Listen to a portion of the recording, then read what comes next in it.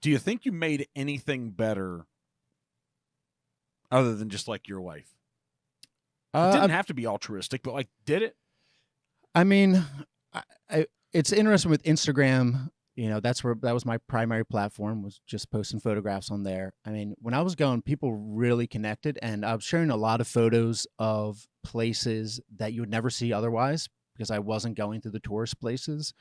And so I think in a lot of ways, I was able to share the world in a way that is very uncommon and that humanizes a lot of places. It's just by virtue of like the media in general, just by virtue of being the media, being a podcast, you want to be interesting to have listeners.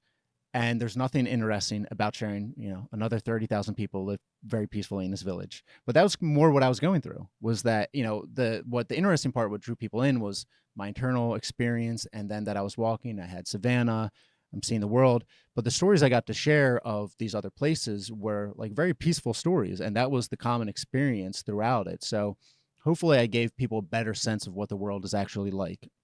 Do you realize now that you're not living in a bubble when so often when we stay in our little small world, we think we are? Because you saw everything. Yes, a lot. I think one of the takeaways is like what we were talking about earlier, is that people are really small, and the good systems really matter. In the sense of, yeah, you're not in a bubble, and you think you're making decisions for yourself, but really it's all these much greater things around you that are nudging you, and you're being strategic within that, of course, and you're doing the best you can within that. But these larger structures around you are really deciding factors. I mean, for example, if I was in San Sebastian, if we were doing this in San Sebastian, I would have taken the train here, but there's no train in Cincinnati. So I got to borrow my friend's car and I drive over here. It's like, I'm doing the best I can within the limitations, but that decision was made for me by something much greater.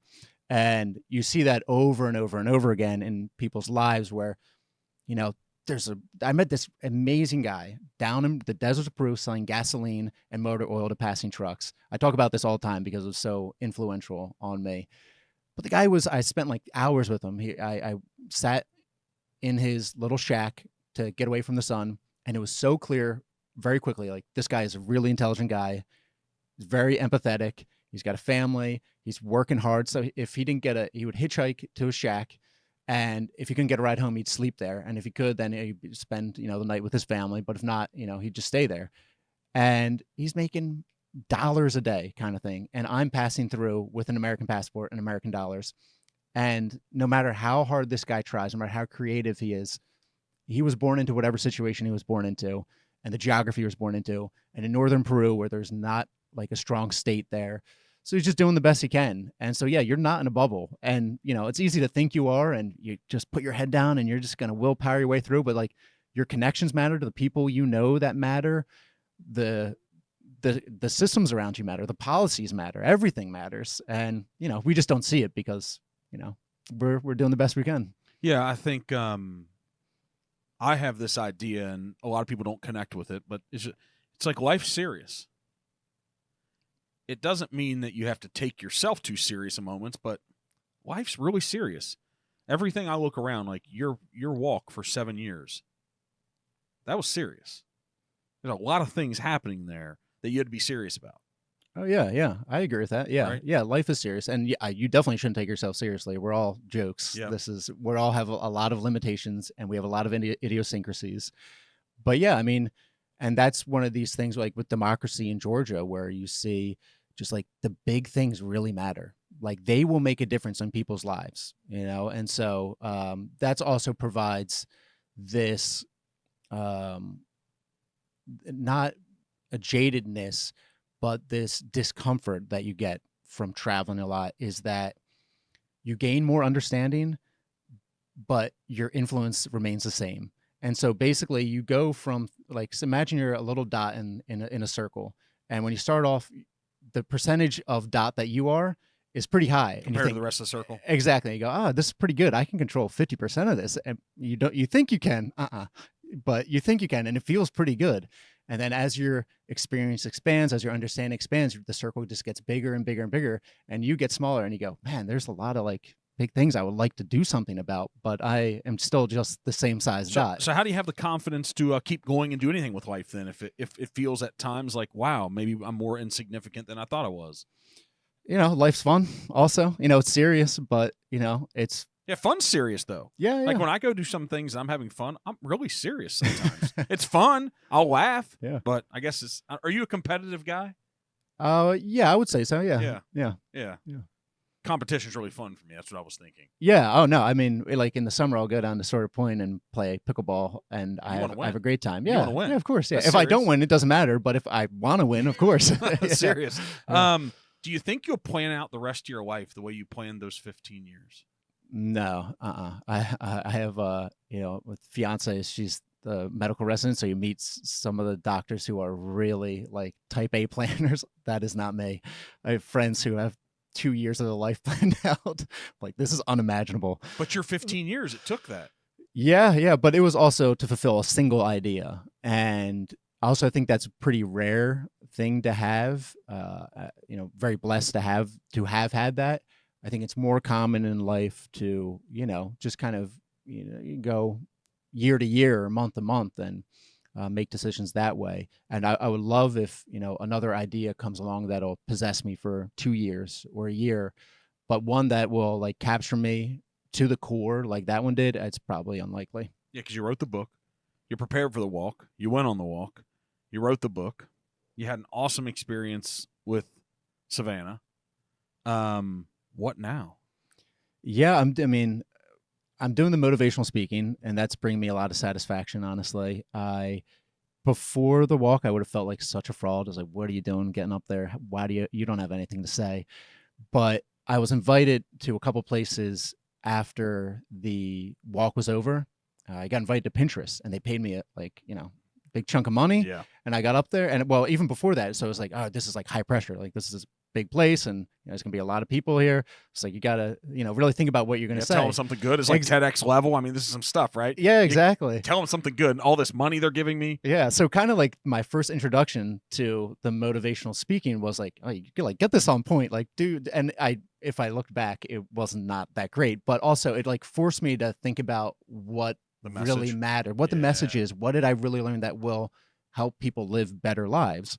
And so I really enjoyed that. And there's things I believe in now that before they weren't well thought out, right? Yeah, they weren't well thought out. They weren't well ingrained. What is that now? So in Pinterest, what was the heart of the message there? So it all structures around what this idea that I call the circle of possibility. It's basically, if you imagine a circle, like an upside down peace sign, essentially.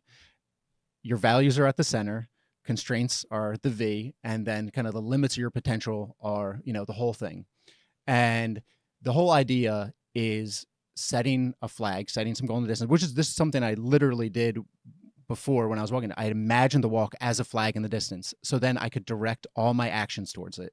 And when I was in college, I go, should I go on this trip? And then I would see the flag in the distance and go, that's taking me away from it. So no, we're going this direction. So it really takes away a lot of this indecision or these paralysis that you can get from just having so many options. And then also embracing the limitations that come with that. And you go, okay, it's actually easier to make this decision because I know it's bringing me, pushing myself towards where I need to go. So it all comes down to essentially like being okay with living one life and then maximizing that one life. Focus. Just do the thing and prioritize consistency. Be disciplined. Yep. And you can just do the thing. Something I learned that actually Savannah taught me when I was out there walking was you can do the thing regardless of your emotion about the thing.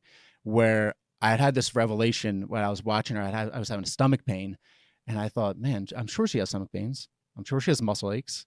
I'm sure there's days she just wants to stay in the air conditioning, and then said we leave it and we're out into the Argentinian heat or whatever it is. But she goes out in her tail's eye every day. And that you see that over and over again. I was like, man, she's such a beast. And then you realize you can just do the action separate from yourself. In spite of the things that you're feeling. Exactly. Yeah. And so, prioritizing consistency. And that's also part of just being small and giving yourself time and relaxing in that. I think a really big problem today with people who have goals and are struggling to achieve them or getting distracted is, primarily You don't know what your values are. You don't have a clear goal in mind, but also we just get impatient and we get unsettled. And there's this paralysis of choice. Today, more than any other time in our history, we can go in any direction. I remember getting out of college and feeling like, oh man, I could go to Europe. I could go work for my cousin's company. I could do this, I could do this. And it's overwhelming. We are not meant for this. And so the sooner you can figure out the things that matter to you and then just set a course and go. Just set a course. Yeah. And then just relax in it. Yeah. Give yourself some time in this. Yeah. And you're going to screw up a million times. Negative part of social media, there's so many good things that brings the world closer to, our purview every day. But the problem is it's just causing so many people to compare themselves to others, man.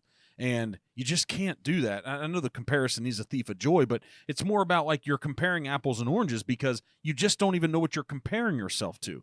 Just because you might be a 28-year-old, female, comparing yourself to some 28-year-old female, those are different lived experiences. You don't know what brought them there. You don't know the influences they had. You don't know the level of education. And I guess you can look at it and say that's what's possible, but stop comparing. Right? That can be a part of the journey that you set your sight on. Like, hey, that life that they're living, what they're experiencing, that seems awesome. Well, then put the time in and travel the journey.